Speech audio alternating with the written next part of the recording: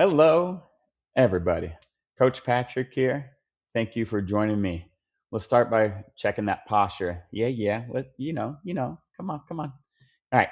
Shoulders up, shoulders back, shoulders down. Chin tucked in. Squeeze your shoulder blades back. Lift the chest up just a hair. Let's hold that for 10, 9, 8, 7, 6, 5, 4, 3, 2, 1. You could stay there or relax, but the good news is we check that posture for at least 10 seconds. And again, thank you so much for joining me. Welcome to episode 8.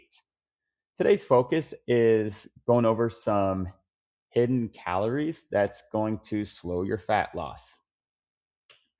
You know, that food noise is around, those habits are around, the environment's around.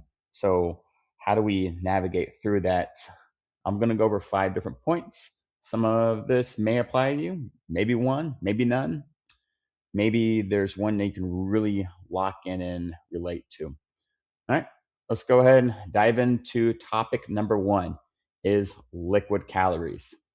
Nice. I know.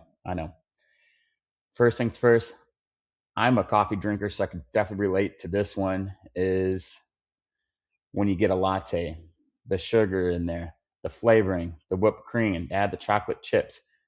All of a sudden, we went from Americano, now a latte, which you add some milk into, which is a little bit more calories. Then you add some flavoring, which is astronomically more. Maybe I'm not saying that word right. And then we add whipped cream, then the chocolate syrups. Then that one latte is anywhere from 300 to 600 calories. Quick. That's the size of a meal, or it can be anyway, or 2 or 3 handfuls of a snack. And we are talking about 8 to 12 ounces of a cup. And it's like, boom, there you go. Boom, gone within 5 minutes. Boom, still hungry.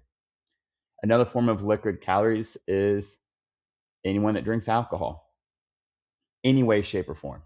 It's whether you're having a beer, having a crafty cocktail, maybe a glass of wine. There's calories inside the booze. Calories stack up. Maybe you're a beer drinker. Okay, cool. Are you doing a light beer or something like more of an IPA? The IPA is going to be more calorie dense than a lighter beer, just for an example. There's calories inside the wine. Maybe you enjoy a nice little cocktail. Whatever mixer you put in there or added sugar, that's going to add to the calorie dense there. And of course, when you drink booze, your hunger hormone goes up, and that's just can lead for a recipe of more calories consuming later, just because the side effect of consuming the booze. And then, of course, you got the day later, like, oh, I'm hungry. Well, you know, that's on you if you have a few drinks here and there. Okay, everything's okay in moderation. I do time to time have some drinks. So, in order to navigate that, kind of plan ahead. Okay, maybe that fits your calorie budget, maybe your macros. That's gonna be on you. But the calories can add up with drinking the booze. And then 2 more things with the liquid calories is if you drink soda. Well, Coach Pat, I drink diet soda. Okay, fine. Yes, that is definitely 0 calories. However, if you're doing something like a cherry Coke, yeah, that's it. That's a lot. 1 pump of that cherry juice. Of course, let's be real. Are they really doing that 1 pump? No, there's a lot more pumps in there. So that's it can be anywhere from 2 to 800 calories, depending on, you get a nice little monster size 52 ouncer or maybe small. I don't know without looking at the nutrition label. And then another one too is any type of cooking oils. For an example, olive oil. Yes, olive oil is super healthy for you. It is.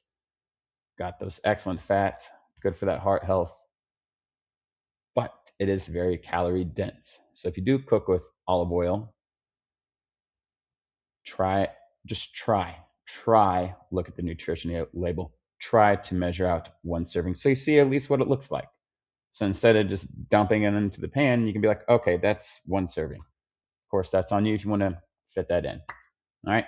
These are liquid calories that can add up throughout the day, the week, the month, the year, even. All right, moving forward to discussion number two. Topic number two is sauces and dressings. So with dressing, from time to time, I personally like a salad, and clients like salad, friends like salad. Yeah, yeah, I've grown up eating the shit out of some ranch salad dressing. Do I really or know anyone that really truly gets one serving of ranch salad dressing? No, no. It's I think it's 120 and 160 calories for 2 tablespoons. Let's be real. That is one big ass dip of a chicken wing. Boom, there it is. And again, super delicious. The blue cheese salad dressing. Oh my gosh. Don't get me started. So the dressings, whichever ones you like. Maybe you don't have salad dressing. I don't know. It could it could be very calorie dense. Maybe you're doing that olive oil, lemon juice, but that's the same amount of calories as it could be with ranch. Now I don't know until we do some measurements there. Something that I found that's a good mix of some good taste is the if you're a Hy-Vee shopper, I found this at Hy-Vee, is the house Italian dressing. I think it's around 60 or 80 calories. And again, I'm going off, I think, without looking at it, with 2 tablespoons. So it does carry a long way. Good flavor. It's awesome. But that's just my taste. And then sauces. One that hits home from my heart, and maybe for you, maybe, if you live in the Kansas City area, is the barbecue sauces. Yeah, yeah, yeah. Super delicious. Barbecue sauces can pack a lot of calories real quick. So something that I help my clients along the way, my friends, family along the way, if you choose to do the whole barbecue sauce thing route, really just, dipping fries in, or obviously get barbecue sandwich, maybe a slab of ribs, is do more vinegar based barbecue sauces and less sweet base. Take that with what you want on that. I tend to find less calories in the vinegar based sauces. Now, I'm not just talking about the Kansas City made barbecue sauces. That kind of applies for any barbecue sauce that I find walking through the aisle of a store. Took the time to look at it. And you can find some really good tasting ones and still cook with it and have some barbecue sauce and have it. All right. It's up to you if you want to measure out, therefore you see what it looks like. But, if I'm cooking a slab of ribs, I'm going to use half a bottle of barbecue sauce, get a vinegar based one, which, good for cooking. And therefore I know half of that bottle, looking at the nutrition label, it's going to be less calories if I'm using a sweeter sauce. Of course, up to you if you want to apply that or not. And again, this is just an example of sauces. I know my barbecue ranch salad dressing is a sauce. Really good on wings too. Okay, moving on to the next topic is number 3. Now you can say this is more of a mindful thing, eating habit thing, or however you want to word it to your own protocol. I do find it as still a hidden calorie budget here. Is when you go out to eat, is do you really need the appetizer and dessert? Whether you're just taking a bite, or you're just taking the whole plate to yourself, or you're sharing it with one person. For the appetizer, just for an example, that's more calories going into the body. Very, very much it can add up. Probably heard this before. Maybe not. Let's say if you and 3 other people are going out, so a total of 4, do you really need 2 appetizer plates? No, just get one. And of course, depending what you get, some things can be higher and lower in calories, but the bites can add up quickly. And then same thing with dessert. With dessert, typically, not always, it can be very calorie dense. So after your appetizer, after your meal, whether you're having a drink with calories in it or whatever, maybe water, okay, cool, iced tea. I'm an iced tea drinker, that dessert can add up. Sugar cravings can add up, and all of a sudden we're snacking more when we get home. Now, I'm not saying not to have dessert, but maybe split it, maybe not. And again, this can be up to you and your own protocol on how you want to approach it. Maybe go all in on the calories on the meal itself, and therefore you have the nutrients. Just a thought. Now, you don't have to. And a lot of these points are just talking to my old self. And then I share these experiences with my clients and then family, friends. People can apply it. And yeah, it does help and it does carry a long way. All right. Our fifth and final topic here. This one's a tough one.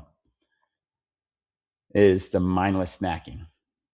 All right. Now, mindless snacking can be you're sitting down at work in front of a laptop and you need a snack, or maybe you're skipping lunch because work. So you're just going to eat in front of the computer. Maybe you're eating in front of the TV. Maybe you're at a gathering of some sort of celebration, and there's just food out, snacks. Maybe you have your friends over, food out, snacks. So just be aware with the mindless snacking. You walk past that plate, boom, you grab it. Maybe you're at work and someone has a snack bowl out, boom, you grab it. And I always encourage people, if you want to, is to sit back, relax, and ask yourself, do you really need that? If so, where is it going to apply to? Your macronutrients, your calories. That's if you're trying to budget your macros and calories. That's going to be up to you. Anyway, I covered 5 different topics. Apply them to your own protocol. If you want your own routine, share with a friend. Maybe you can relate to them, at least one, maybe not. And again, thank you for listening. Keep that posture right, keep that core tight. And most of all, you're going to do great. Have a fantastic day.